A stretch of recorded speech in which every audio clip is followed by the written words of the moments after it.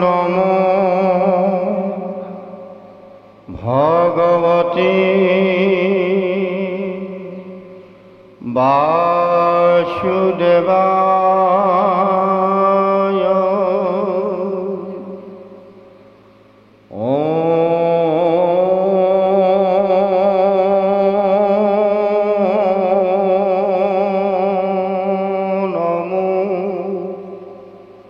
ভগবতে বাসুদেবায়।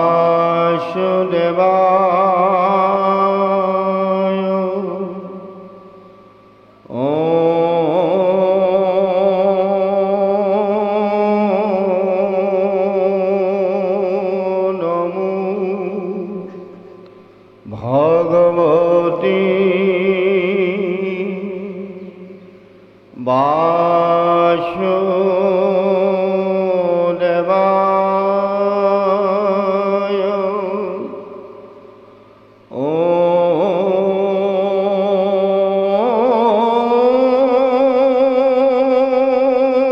নমো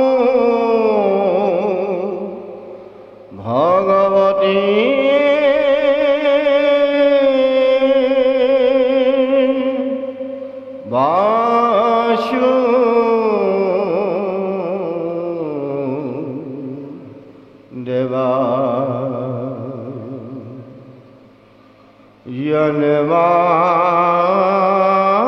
यन्मादेश्य यदोहन्नयादि तरत स्वार्थे সভিগসরা তিনি ব্রহ্ম হৃদয় কবয়ে মূর্হন্তি যতে সূরয়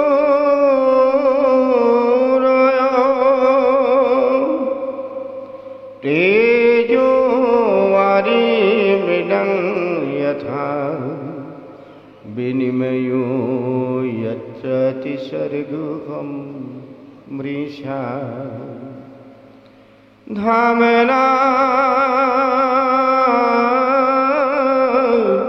स्वेन सदा निरस्तकुहकं सत्यं परं धीमहि धर्मः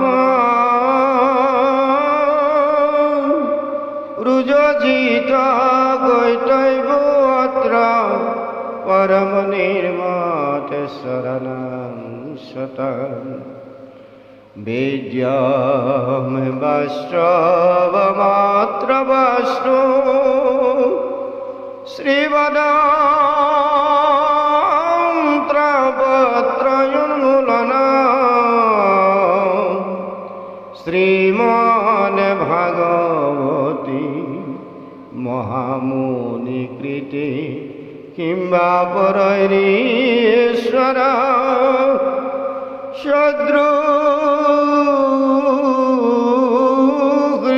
सद्रुहृद्योरुध्यते पत्र कीर्तिभिः श्रुश्रुभिस्तत्सना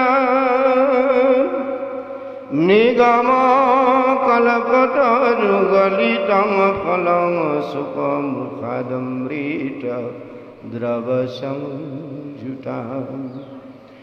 प्रियत भागवतं रसमालयं मुहुरहु रसिका भुवि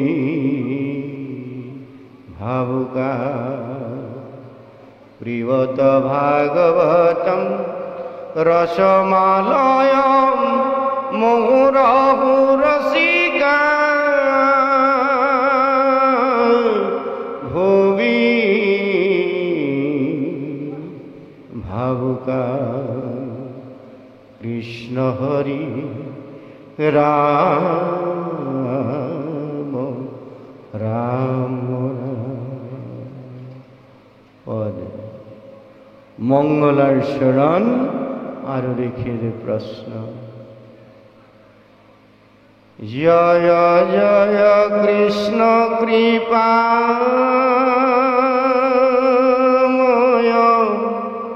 মহেশ্বৰ, যাৰ আজ্ঞাহিৰে বহে ব্ৰহ্মা হৰি হৰ, মৎস্য কুৰ্ম আদি অংশ অৱতাৰ যাৰ,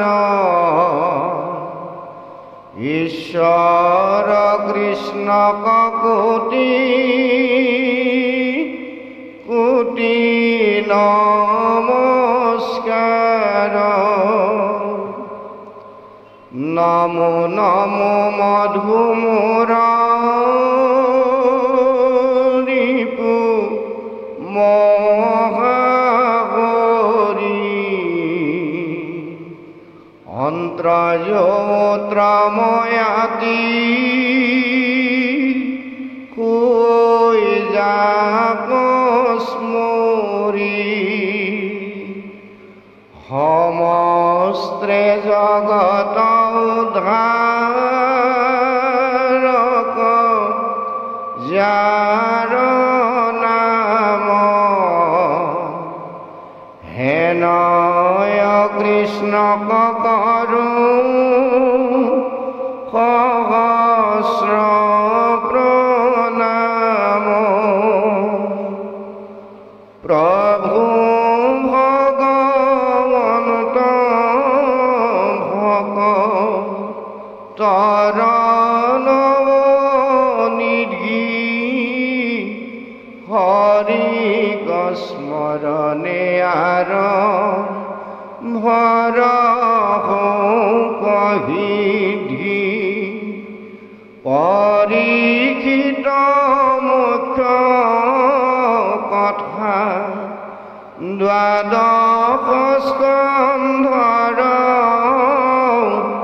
কৃষ্ণৰ চৰণে ভনে কিংকৰ কৃষ্ণৰ,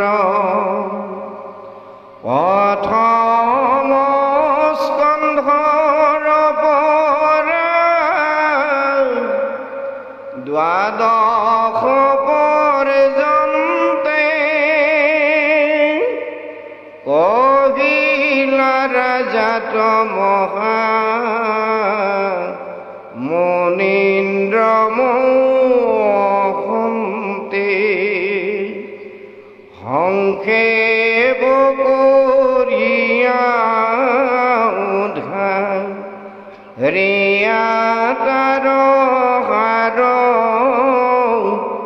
শংকৰে ৰচিলা কৃষ্ণ চৰিত্ৰ প্ৰয়াৰ।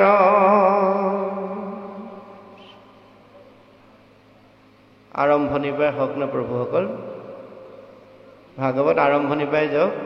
কৃষ্ণ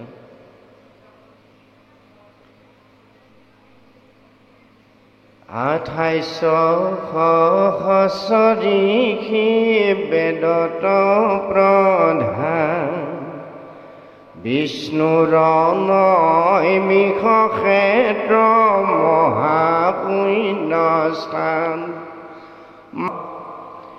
পৰম ঈশ্বৰ কৃষ্ণ দেৱ নাৰায়ণ, তান মহাভক্তিটো শ্ৰৱণ কীৰ্তন,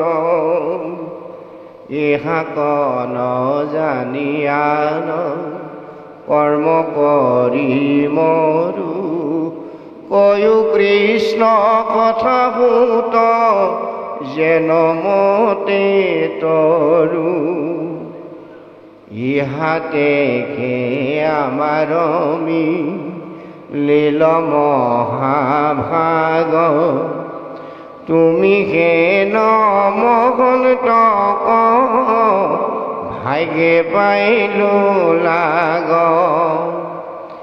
যত স্বৰ্গ সুখ যিটো মুখ্য সুখ মূল ভকতৰ সংগৰু অলপৰু তুল কৃষ্ণ হৰি হৰি ৰাম। আপোনাৰ মহামহন্ত যত স্বৰ্গ সুখ যিটো মুখ্য সুখ মূল ভকতৰ সংগৰ অল্পৰু তুল।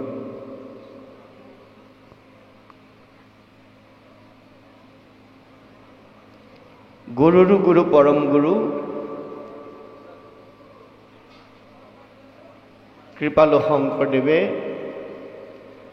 আমাক এনে অমৃতময় মহাধৰ্ম প্ৰদান কৰিলে। জয় জয় সেইজন পৰম গুৰুৰ চৰণত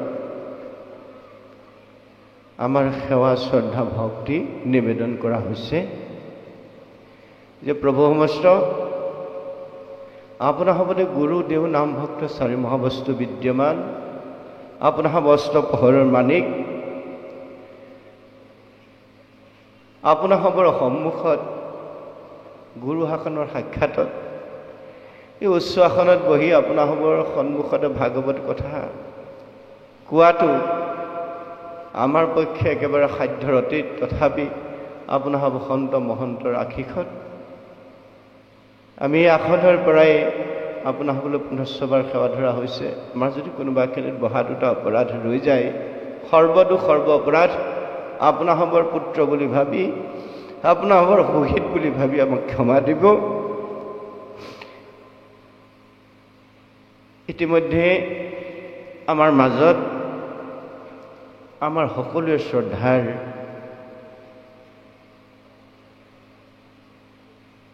শ্ৰীমন্ত শংকৰদেৱ সংঘৰ শৰণাচাৰ্য যিগৰাকী পৰম পুৰুধা ব্যক্তিয়ে আজি ভগৱন্তৰ পৰম মংগলময় নামষাৰ এই দ্বিতীয় বৈকুণ্ঠত চৈতন্যখানি কৰিলে,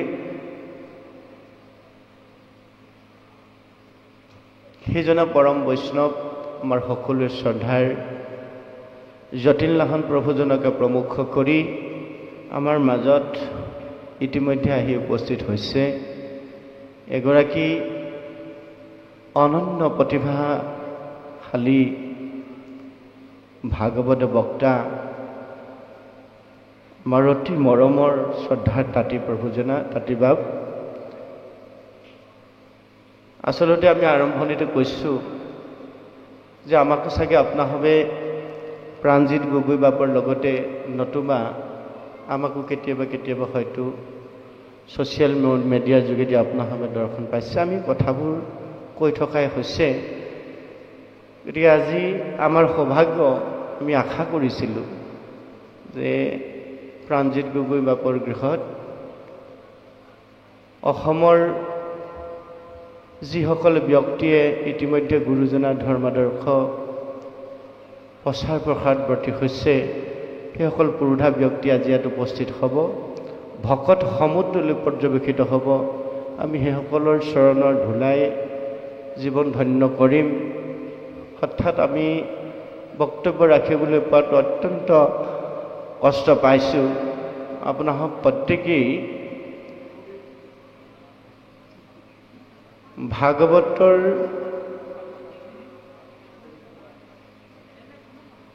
যি প্ৰভাৱ, ভাগৱতৰ যি মহত্তম ভক্তি, এই ভক্তি সাগৰত আপোনালোক প্ৰত্যেকেই একো একোজন পুৰুধা ব্যক্তি হিচাপে ইতিমধ্যে চিহ্নিত হৈছে যে যাহাৰ আছে পুণ্য অসংখ্যাত শিখে পাতে কাণ কৃষ্ণৰ কথাত, অসংখ্যাত পুণ্যৰ বল থকাৰ হেতু আজি অসমৰ কেওটা দিশৰ পৰা আহি ইয়াত আপোনালোক উপস্থিত হৈছে। আচলতে এই গৃহখনৰ পূৰ্বজন্মৰ ভক্তি সাধন কৰি ৰখাৰ হেতু আজি এনেদৰে আপোনালোক নৰৰূপী নাৰায়ণৰ সমাৱেশ ঘটিছে। এই গৃহস্থ ভক্ত পৰিয়ালটিকো ইয়াৰ পাহতে আমি আমাৰ শ্ৰদ্ধা সেৱা নিবেদন কৰিছোঁ। প্ৰভুসকল, আমি যিকেইটি কথা আপোনাসৱৰ আগত দাঙি ধৰিম, এই কথাকেইটি আমাৰ পিতৃতুল্য দেউতাসকলৰ বাবে নহয়, মাতৃতুল্য আইসকলৰ বাবেও নহয়। আমাৰ যিসকল উঠি অহা যুৱ প্ৰজন্ম আছে, সেইসকলৰ উদ্দেশ্যেহে আমি কেনেকৈনো ইয়াক অনুভৱ কৰিছোঁ, বুজিছোঁ, তাৰ দুই এটি কথা আমি মাত্ৰ নিবেদন কৰিবলৈ যত্ন কৰিম। ইয়াক ব্যাখ্যা বুলি আপোনাসৱে নধৰিব। এইকাৰণেই আপোনাসৱৰ আগত ব্যাখ্যা কৰিব পৰাকৈ সাহস আৰু ধৃষ্টতা আমাৰ নাই। গতিকে আমাৰ যিসকল যুৱবন্ধু আছে, সেইসকলক উদ্দেশ্যে আমি দুই চাৰিটা কথা অন্তত আগবঢ়াম।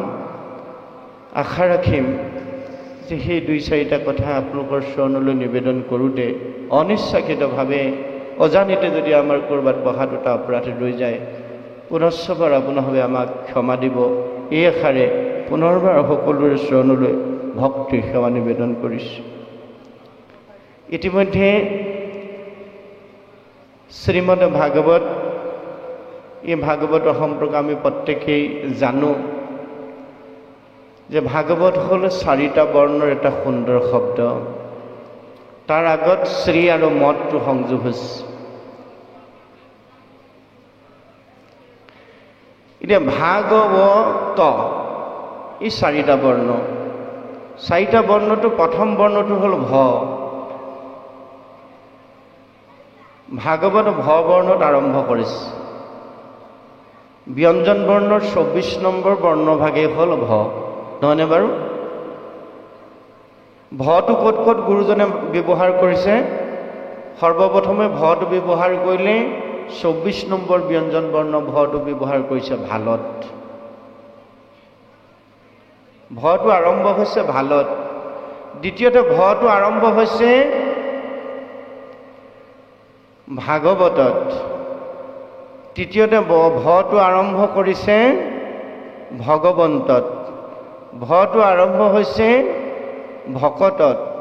ভটো আৰম্ভ হৈছে ভক্তিত। এনেদৰে পঞ্চম ভৰ সংযোগ হৈছে।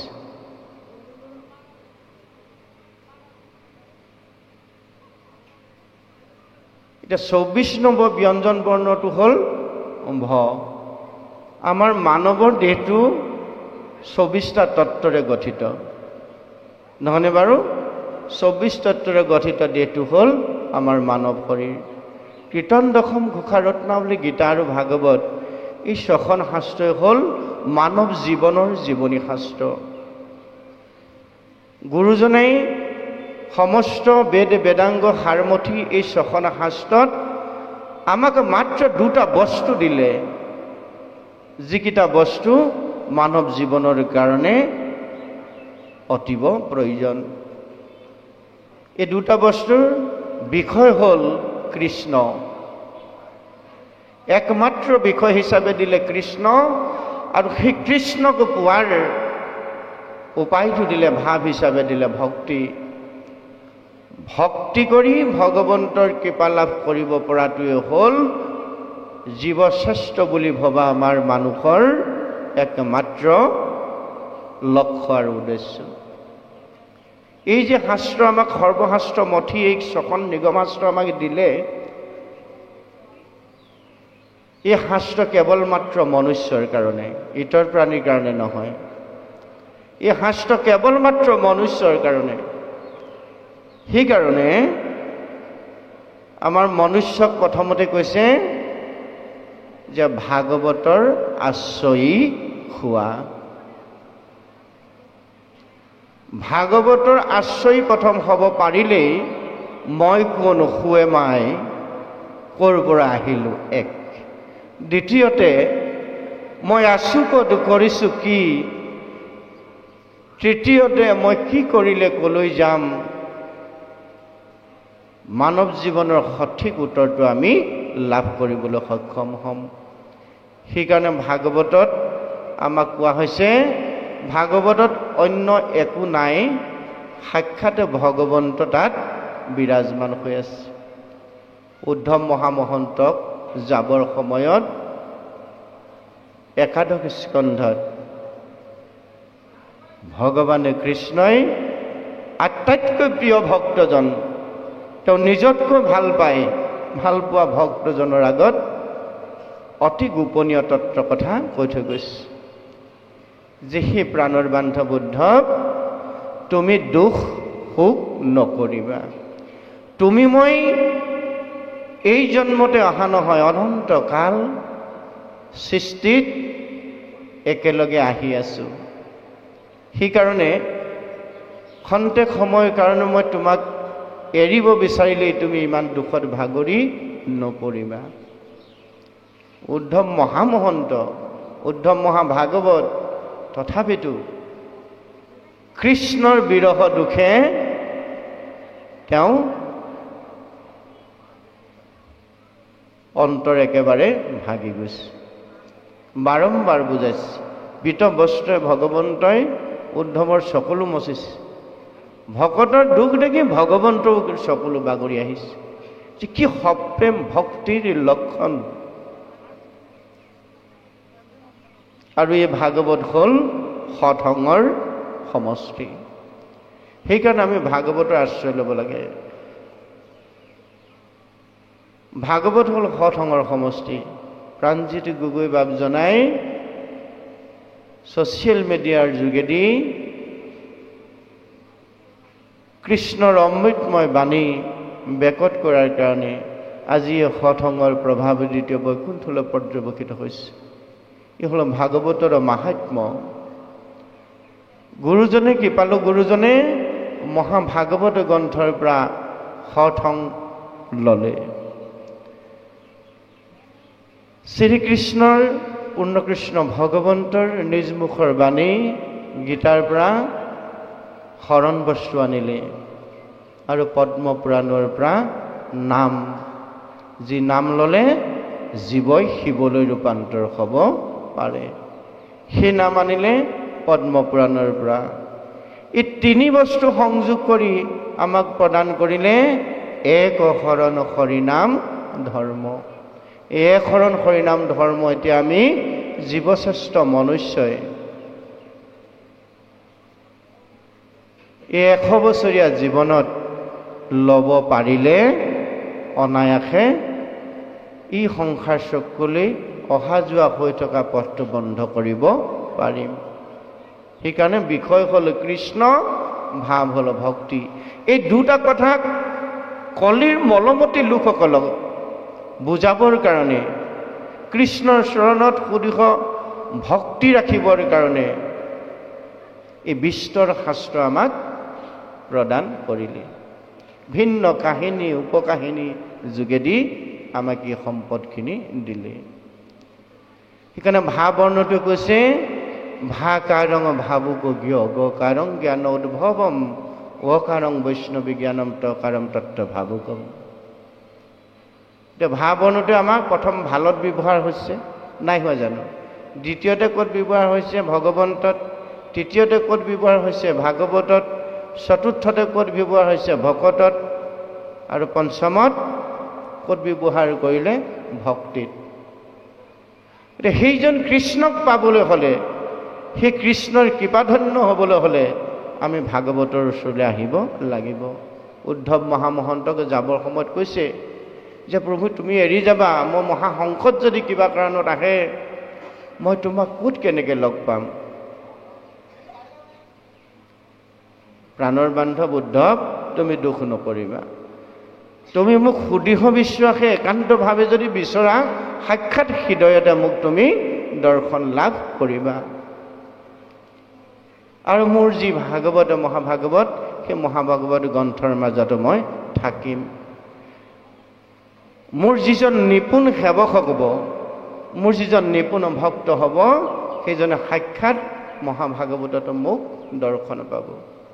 শ্লোকত কৈছে ত্ৰিধায় প্ৰবিষ্টুহম ভাগৱতৰ নৱম, যে সেই উদ্ধৱ মই তিৰুধায় হম, মই প্ৰস্থান কৰিম, কিন্তু পুনৰ ভাগৱত সমুদ্ৰত, অন্ন মানে হ'ল সমুদ্ৰ, ভাগৱত সমুদ্ৰত মই প্ৰৱেশ কৰিম।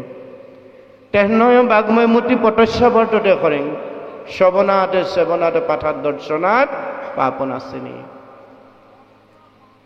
মোৰ এই বাগময় মূৰ্তি ভাগৱতে সেইসকল ভকতৰ পাপবিলাক দুখবিলাক তৎক্ষণাৎ হৰণ কৰি লৈ যাব যদিহে সেই ভাগৱতক শ্ৰদ্ধাৰে সেৱা কৰে, সেই ভাগৱতক সাক্ষাৎ মোৰ আত্মা বুলি ভাবি দৰ্শন কৰে, সেই ভাগৱত শ্ৰদ্ধাৰে যদি কীৰ্তন কৰে, সেই ভাগৱত যদি শ্ৰদ্ধাৰে শ্ৰৱণ কৰে, সকলোৰে পাপবিলাক দোষবিলাক নাশ হৈ পুণ্যাত্মা জীৱলৈ পৰিৱৰ্তন হয়। ভাগৱতৰ প্ৰথম আৰু দ্বিতীয় স্কন্ধ হ'ল আমাৰ কৰ্মমূল দূৰ কৰা এই দুটা স্কন্ধ। জীৱৰ কৰ্মমূল দূৰ হৈছে ভাগৱত প্ৰথম আৰু দ্বিতীয় স্কন্ধত।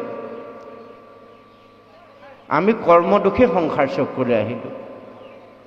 কলিৰ মলে আমাক পাই এনেকৈ গ্ৰাস কৰি ধৰিলে, মই কোন ক'ৰ পৰা আহিলোঁ, মই আছোঁ ক'ত, কৰিছোঁ কি, মই কি কৰিলে কলৈ যাম, এই ভাৱনা আমি পাহৰি পেলালোঁ।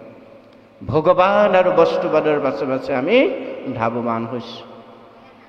আধ্যাত্মবাদ আমাৰ মাজৰ পৰা হেৰাই গ'ল। ভাগৱত সেইকাৰণে মানৱ জীৱনৰ জীৱনী শাস্ত্ৰ। ভাগৱত হ'ল সাক্ষাৎ বৈকুণ্ঠপতি ভগৱন্তৰ বাগময় মূৰ্তি। সেইকাৰণে ভাগৱতক কৈছে আত্মবিশ্লেষণ, নিজক বিশ্লেষণ কৰা শাস্ত্ৰ। এই ভাগৱত আমাৰ দেশৰ লগত সংপৃক্ত হৈ আছে। আপোনাৰ ৯৪ আঙুলৰ প্ৰমাণ যিখন বাগময় মূৰ্তি ভাগৱত, সেই ভাগৱতৰ গোটেই কথাখিনি আমাৰ দেশৰ লগত সংপৃক্ত হৈ আছে। নিজৰ আঙুলে ৯৪ আঙুল আছে জুখিব, ভাগৱততে তাৰ পদ ফাঁকি আছে। নিজৰ আঙুলে ৯৪, ভাগৱত গৰ্ভৰ কথাখিনি আমাৰ দেশৰ লগত সংপৃক্ত কৰি ৰাখিছে। সেইকাৰণে উৰণ বুৰণ গজন ভ্ৰমণে চাৰিমুঠি জীৱ যদিও শ্ৰেষ্ঠতম তনু হ'ল মনুষ্য শৰীৰ। আমি এই কথাবোৰ কম বেছি পৰিমাণে সকলোৱে জানো যে আমি ৮৪,০০,০০০জনী বাগৰি বাগৰি বাগৰি বাগৰি আহি শেষত মনুষ্য তনু পাইছোঁ। অমনুষ্য শৰীৰ পাই হৰিণ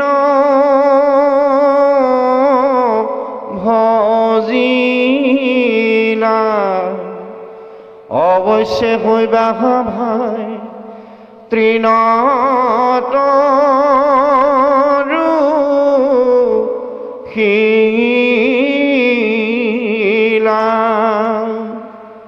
সুন্দৰ মনুষ্য শৰীৰটো পোৱাৰ পিছত আমি যদি খাওঁ পিও ঘুমো কথাত একেবাৰে লাগি থাকোঁ, খাওঁ পিও ঘুমো, কোনসকল জীৱ ক'ৰ পৰা আৰম্ভ হৈছে? সেই জীৱবিলাক লেটিনৰ কীটটোৰ পৰা আৰম্ভ হৈছে। খাওঁ পিও ঘুমো কোনসকল? যিসকল একেখন বিষয়তে থাকি লেটিপেটি হৈ জীৱনটো তাতে শেষ কৰি দিছে। লেটিনৰ কীটটোৰ পৰা আৰম্ভ হৈছে, তাতে খায়, তাতে শুৱে, তাতেই জন্ম হয় আৰু তাতেই মৃত্যু হয়। সেই লেটিনৰ কীটটো আৰু গাহৰিৰ গঁৰালটোৰ মাজত খাওঁ পিও জীৱনৰ কোনো পাৰ্থক্য নাই। গাহৰিও বিষয় ভোগ কৰিছে, সংসাৰ পালন ধৰ্ম তেওঁলোকেও কৰিছে, আৰু তাতে খাইছে, তাতে শুইছে, তাতে মল ত্যাগ কৰিছে, আৰু তাতে মৃত্যু হৈছে। গতিকে সুন্দৰ এটা তনু পোৱাৰ পিছত, দেহ পোৱাৰ পিছত, 4টা মহাসম্পদৰে আমাৰ জীৱনটো ভগৱন্তই দান কৰাৰ পিছত আমি যদি সেই খাওঁ পিও ঘুমৰ দৰে জীৱবিলাকৰ দৰে আমি থাকোঁ, তেতিয়াহ'লে আমাৰ মনুষ্য জীৱন ধৰাৰ কোনো সাৰ্থকতা নাই। সেইকাৰণে কৈছে মনুষ্য শৰীৰ পাই হৰি নভজিলা, অৱশ্যে হৈবা ভাই তৃণতৰু শিলা।